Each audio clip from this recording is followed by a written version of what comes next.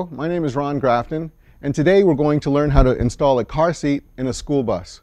There are many car seats on the market today, so you want to make sure you have the right one for your child based on height, weight, and age, and physical development, okay? So when you get your car seat, I'm going to put this one down for a while because we're going to work on this one on the table. When you get your car seat, you're going to want to read the instructions. They're posted on the side here, and the expiration date, typically posted on the back. A car seat can be utilized up to 6 years after posted manufacturing date, okay? Once you get in the bus and you have your bench seat, always remember, first and foremost, never install a car seat in front of a seat with a emergency window exit, okay? It's okay if a child sits there and uses their seat belt, but you can never install a car seat in front of an emergency window. Other thing you might notice is your bench seat is going to have more than one seat belt, and they're going to have typically color-coded seat belts. What we want to stick with our blacks and our reds. When we install a car seat, stick black with black, red with red, tan with tan, and so on. Try not to mix and match our latch and our buckle, okay? Always use the same color. So we put our car seat in the school bus towards the back, a nice firm. We want to place it towards the back of our bench seat. Keep it at a 45-degree angle. And we're going to install the car seat now. So I'm going to use this black latch. Make sure that the latch has plenty of slack to go through the back of the frame of the car seat. And it'll come out the back of the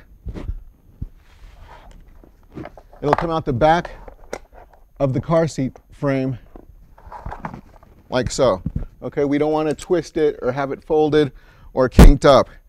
Before we attach it to our buckle, our receiving buckle, I want to talk to you about buckles. Sometimes buckles are longer than others on your bus, and if you use some of the longer ones, you might have this buckle in the back of the child, and that'll cause extreme discomfort. So for the ones that have the longer buckle belts, you can turn these buckle belts up to 3 times to shorten the length, okay? And that'll shorten the length so we avoid any discomfort to the child, okay? So I'm going to latch my seat belt onto the receiving buckle like so. And before I tighten it, I'm going to tuck all the extra straps and tether and extra belts that came with the seat. I'm going to tuck it behind the seat so it's out of our way. Now at this time, we tighten the belt. I'm going to firmly press down on the seat while I'm taking up the slack from the seat belt latch. So once again, firmly pressing down to where it's secure. And now, we'll make it nice and, we're going to have it nice and even, all right? We want the child to be sitting nice and even.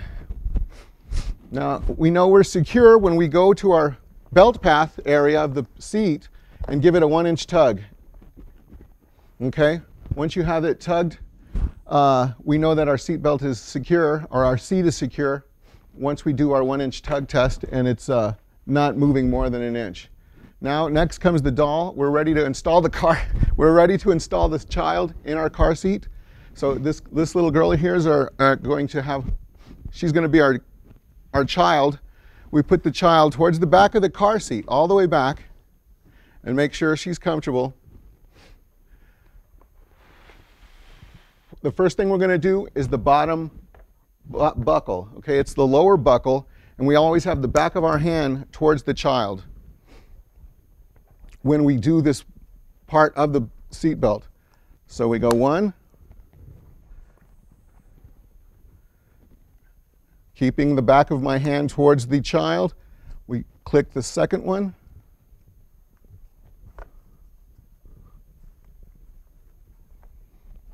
Let's get her in there really well. Okay, we're going to click the second one, keeping our hand towards the back. Keeping the back of our hand towards the child, rather.